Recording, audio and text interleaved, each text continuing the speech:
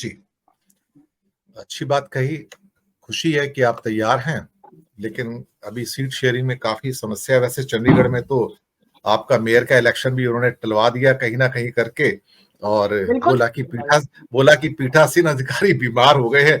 ये किस हद दिनेश तक जा दिनेश सकते जी हैं? जी दिनेश जी, ये जो चंडीगढ़ के मेयर का इलेक्शन है, ये इनको लग रहा है कि हमारे पास 15 वोट हैं और इंडिया गठबंधन के पास, कांग्रेस के पास और इंडिया गठबंधन के पास 20 वोटें हैं, तो मेयर बनना हमारा निश्चित है। उस चीज के लिए इन्होंने पीठासीन को भी बीमार कर दिया, बैक एक, और जो हमारा ज्वाइंट कमिश्नर था उसको भी बैक एक हो गई, डीसी को भी बैक एक हो गई। प्रॉब्लम कोई कमाल और है। हुई नहीं है, सिर्फ बैक एक की प्रॉब्लम हुई। तो जी मामला जी चल जी, रहा है, मुझे लगता है कि 2-4 दिन में वो इलेक्शन हो जाएंगे। बिल्कुल। चलिए, सबकी कमर में दर्द हो रहा है, और कमाल की बात है, तो तीन तीन पदाधिकारी कमर के दर्द से परेशान है, तो वोटिंग कैसे होगी? वैसे मोदी जी को बोलना पड़ेगा, भाई कोई अच्छा बहाना ढूंढो, अब ये ऐसे बहाने नहीं चल पाएंगे। हाँ, नहीं तो सुनील हमसे बहाने ले लेते, किसी को लूज मोशन कर देते, किसी को कोई प्रॉब्लम कर देते। हाँ, बिल्कुल बिल्कुल। सुनील शुक्ला जी, पीक स्टेज है, बीजेपी की जो पीक स्टेज है वो 22 तारीख है, कल की है। तो जो भी हिस्टीरिया क्रिएट करना है वो आप कर सकते हो, पर वो तो भी इनको एक गम है इस बात का। मेरी कल ही सुबह एक व्यक्ति से बात हो रही थी जो रूलिंग पार्टी से हैं। उनका गम ये है कि हमारी इतना बड़ा कैंपेन है, हमने हजारों करोड़ फूंक दिए इसके अंदर। वो कहते हैं हजारों करोड़, सैकड़ों करोड़ नहीं, हजारों करोड़ फूंक दिए, उसके बावजूद भी पता नहीं क्यों पूरा भारत हमारे साथ नहीं आता है। उनको गम है, इस बात की व्यथा है कि पूरा भारत हमसे जुड़ता क्यों नहीं है। साउथ नहीं जुड़ता है, ईस्ट नहीं जुड़ता है, उड़ीसा नहीं जुड़ता है। मुझे, जब मैंने उनसे एक प्रश्न पूछा, मैंने, कमाल की बात है साहब, आपने जगन्नाथ कॉरिडोर के 3-3 4-4 दिन से फुल पेज ऐड नहीं देखे क्या? कहता है हाँ देखे हैं। मैंने कहा ये कौन प्रकाशित करवा रहा है जगन्नाथ के, और उसमें मोदी जी का तो फोटो ही नहीं है, उसमें तो नवीन पटनायक का फोटो है। बोलते हाँ हमने भी देखा है, और हमको लगा कि ये एक तरफ से रामलला के सारे फुल पेज ऐड आ रहे हैं, फ्रंट पेज ऐड आ रहे हैं, और एक साइड से जगन्नाथ कॉरिडोर के ऐड आ रहे हैं। तो हमें थोड़ी हैरानी तो हुई है। जगन बाबू को, अपने नवीन बाबू को ऐसा नहीं करना चाहिए था, तो उनको सोचना चाहिए था। मैंने कहा क्या आप जगन्नाथपुरी को भगवान राम से छोटा मानते हो? तो नहीं नहीं नहीं, हम ये नहीं कहते। आप, मैंने कहा जगन्नाथपुरी तो आपको पता है ना कौन है ना, तो वहां पे कितनी उनकी ख्याति, उनके नाम से तो शंकराचार्य भी हैं, और जो मंदिर है उनका बड़ी ख्याति है वहां से। और वैसे उसी मंदिर से निकल के गुरु नानक ने एक ओंकार की स्थापना भी की थी, ये भी सच बात है। तो पुरी का जो एक क्या कहते हैं रथ यात्रा भी है, भगवान राम बलभद्र सुभद्रा वहां पे विराजमान भी है। कहते नहीं नहीं वो तो उसी के रूप है ना। मैंने कहा आपको दुख नहीं हुआ? कहता हमें दुख हुआ थोड़ा इस बात का कि जगन्नाथ यात्रा कॉरिडोर के 3-4 दिन से लगातार जो ऐड आए फुल पेज के, उसने हमारे एड्स को रिप्लेस कर दिया एक्चुअली वहां पे फ्रंट पेज पे। तो मैंने कहा ये तो इसका नहले पे दहला हो गया, इसका मतलब नवीन पटनायक का मोदी जी के ऊपर। कहता अब क्या कहें, हम उसका विरोध भी तो नहीं कर सकते, है तो हमारा हिंदू धर्म का मामला। तो यहां तक अब कंपटीशन पहुंच गया है सुनील शुक्ला जी। धन्यवाद दिनेश जी। एक तो पुरी के मंदिर का जो कॉरिडोर डेवलपमेंट का जो विज्ञापन आए, उसमें नवीन पटनायक की फोटो नहीं थी। मुंबई में आया नवीन, कुछ में सर, मुंबई में आया कुछ में सर, हाँ, लेकिन बहुत छोटे रूप में, लेकिन सारा मैंने हाँ, मैंने बहुत छोटा है। हाँ, मैंने जितने बहुत छोटे रूप इवन में नाम आया है, तक नहीं था, यहाँ तक कि नाम तक नाम नहीं तक दिया। नहीं था।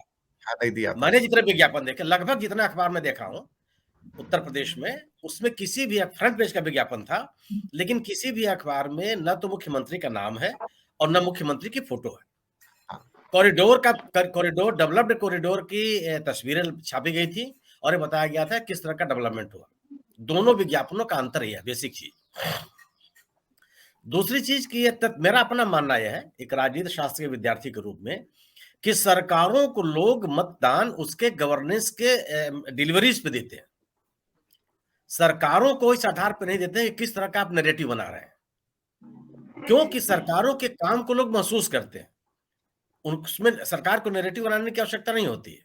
सरकार ने अगर नौकरी दी, लोग चिल्ला चिल्ला के बोलते हैं कि मुझे नौकरी दी। आप बिहार में जाकर घूम घूम के पूछिए आप कि क्या स्थिति है। 4 लाख लोगों को नौकरी मिली तो हर जिले में हल्ला है कि बिहार नौकरी मिल रही है, नए विज्ञापन आ रहे हैं, विज्ञापनों में भर्तियां हो रही हैं। और आप अन्य राज्यों में चले जाइए, बीजेपी शासित राज्यों में विज्ञापन आते हैं, प्रश्न पत्र लीक होने के नाम पर स्थगित कर दिए जाते हैं। फिर कोई भर्ती नहीं होती, फिर आपको विज्ञापन करने की आवश्यकता नहीं होता, आपको नैरेटिव बनाने की जरूरत नहीं होती। सरकारों के गवर्नेंस के आधार पर आपने क्या डिलीवर किया है, आपने जो आश्वासन दिए थे आपने उसको क्या कितने पूरे किए, सामान्य लोगों के जीवन में आपने क्या तब्दीलियां लाई, ये मायने रखता है। इसी आधार पर सरकारों का मूल्यांकन होता है। अगर आप ये नहीं करते हैं तो मुझे नहीं लगता कि नारे लगा करके आप दोबारा सत्ता हासिल कर सकते हैं। आपने अगर अगर अगर महंगाई पर रोकने का प्रयास किया, लोगों को बेहतर जीवन देने की आपने कोशिश की, अगर 80 करोड़ लोगों को आज भी 10 सालों के बाद भी अगर आप 5 किलो मुफ्त का अनाज देने के लिए आप बाध्य हैं, तो किन लोगों को आपने गरीबी रेखा से ऊपर कर दिया? ये कौन लोग हैं? और अगर ये लोग गरीबी रेखा से ऊपर हुए तो उनकी संख्या 80 करोड़ से कम क्यों नहीं हुई? आज जो ई पोर्टल पर 10 करोड़, 15 करोड़, 12 करोड़, 8 करोड़ जितने लोग रजिस्टर्ड हैं, उनको कितना रोजगार मिल रहा है? क्या सवाल नहीं पैदा होता है क्या?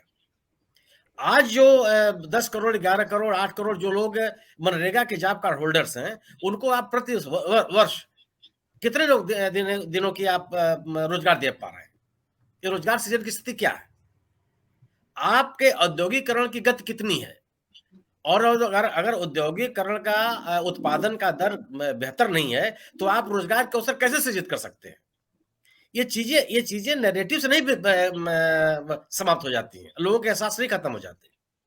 अगर आज हर नागरिक, मैं 10% संपन्न लोगों की बात नहीं करता, यह ईश्वर से प्रार्थना करता है कि मेरे घर में कोई बीमार ना पड़ जाए। हालत क्या है कि चिकित्सा के नाम पर घर खेत बिकने की नौबत है। कहां पहुंचा दिया आपने देश को? तो क्या लोग इस पे विचार नहीं करते हैं क्या? और आपके अगर आपने स्वास्थ्य संबंधी आधारभूत ढांचा कितना विकसित कर दिया, लोगों की पहुंच के अंदर कितना हो गया हो, जीवन रक्षक दवाएं या लोगों के उपचार संबंधी दवाएं कितनी सस्ती हो गई, चिकित्सकीय सुविधाएं किस स्तर तक उपलब्ध हैं, क्या ये विषय नहीं होता है सरकारों के लिए?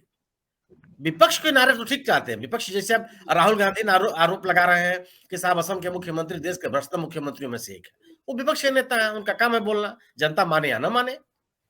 लेकिन अगर असम के मुख्यमंत्री आरोप लगाते हैं कि राहुल गांधी का परिवार इस देश के भ्रष्टतम परिवारों में से एक है, तो लोग स्वीकार नहीं करेंगे, क्योंकि आप सरकार में हैं।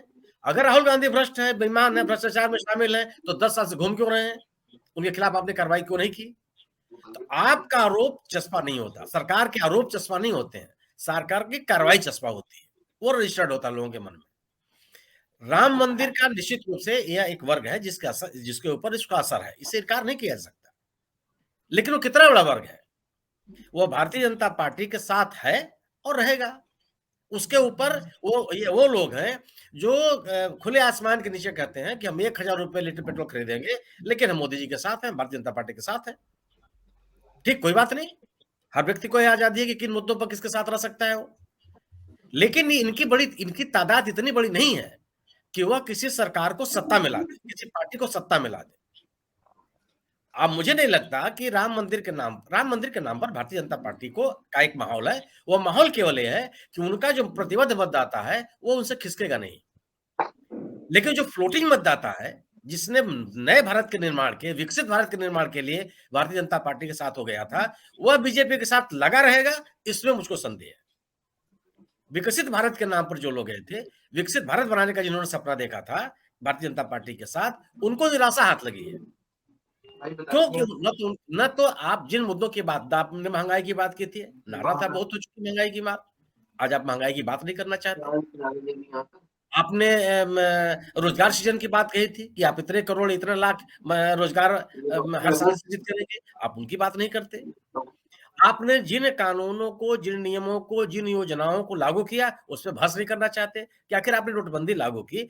विपक्ष आरोप लगाता है कि नोटबंदी लागू होने से छोटे उद्योग, लघु उद्योग, मध्यम उद्योग वो प्रभावित हुए।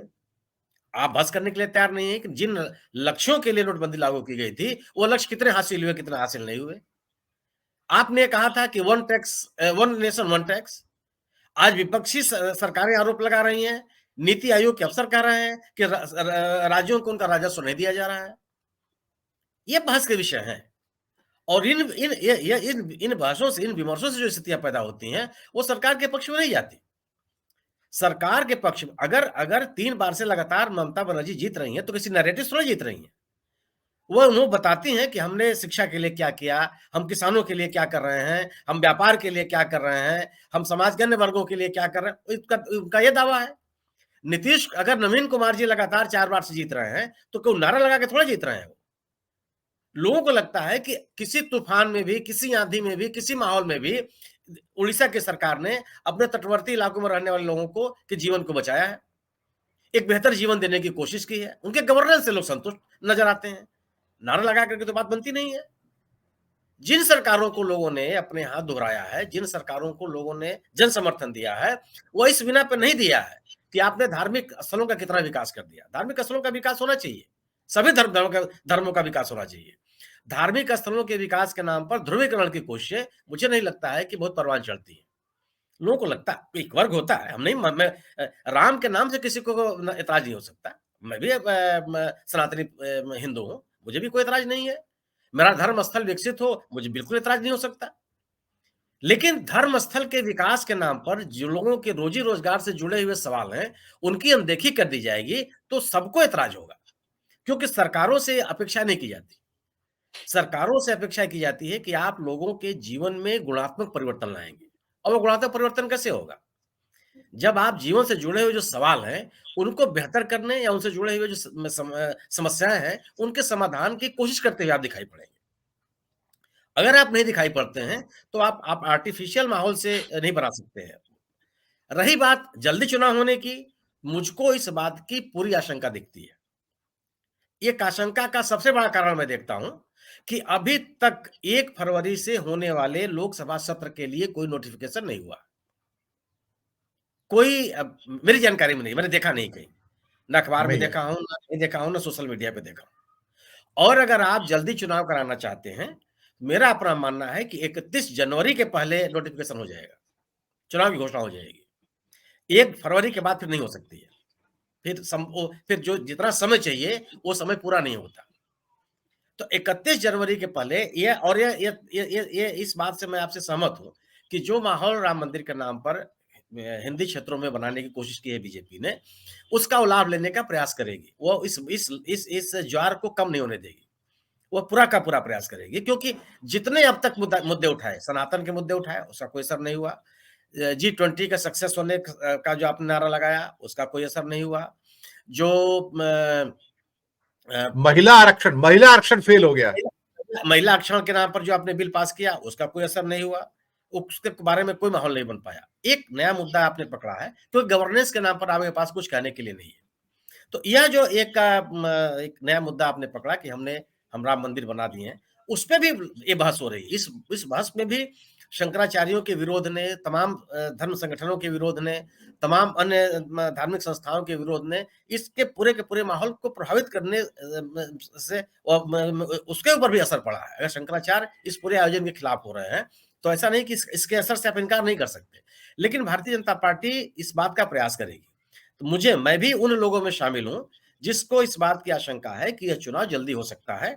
उसका एक बड़ा कारण मैं ये मानता हूं, अभी तक बजट जो अनुदान मांगों के पास करने के लिए जो संसद के सत्र की बुलाने जाने की बात 1 फरवरी से कही जा रही है, ये मीडिया में रिपोर्ट आ रही है, ये सही, हम आप सभी सुन पढ़ रहे हैं उसको, लेकिन मैंने नोटिफिकेशन कहीं नहीं पढ़ा, अधिकृत बयान अभी तक कहीं नहीं पढ़ा जी। किसी तरह के अभी तक ये बयान, इसलिए मुझे लग रहा है अगर नोटिफिकेशन हो जाता है कि 1 तारीख से संसद का बजट सत्र होगा, अनुदान मांगों के लिए एक संक्षिप्त बजट सत्र होगा, तब मुझे भी ये लगेगा कि फिर चुनाव अपने समय से होंगे जी। लेकिन ये जरूर है, और मुझे लगता है इस बात का अंदेशा जो व्यक्त किया जा रहा है कि इंडिया दल समूह की तैयारियां नहीं है, मैं ऐसा नहीं मानता। मैं यह मानता हूं कि इंडिया दल समूह की तैयारियां राज्यवार हैं। उत्तर प्रदेश में तैयारियां अलग हैं, बिहार में तैयारियां अलग हैं, महाराष्ट्र में अलग हैं, पंजाब में अलग हैं, हरियाणा में अलग हैं, पश्चिम बंगाल में अलग है, तमिलनाडु में अलग है, केरल में अलग, हर राज्यवार तैयारियां हैं इंडिया दल समूह की, क्योंकि इंडिया दल समूह अपने राज्यवार तैयारियों में है। और ऐसा नहीं कि अगर जल्दी चुनाव हो जाएगा तो बिखर जाएगा, ये मुझे नहीं लगता। और यह जो राहुल गांधी की जो न्याय यात्रा है, मुझे लगता है कि इंडिया दल समूह का एक प्रभावी राजनीतिक कार्यक्रम है, और उस राजनीतिक कार्यक्रम का एक संदेश है इंडिया दल समूह के समर्थकों में, जो एक वैकल्पिक राजनीति की बात करते हैं। तो मैं ये देखता हूं कि हो सकता है कि चुनाव जल्दी हो जाए, लेकिन इंडिया जल समूह उसके लिए तैयार नहीं हो पाएगा, इस बात से मैं सहमत नहीं हूं। जी बहुत अच्छी बात कही आपने। दूसरे चक्कर में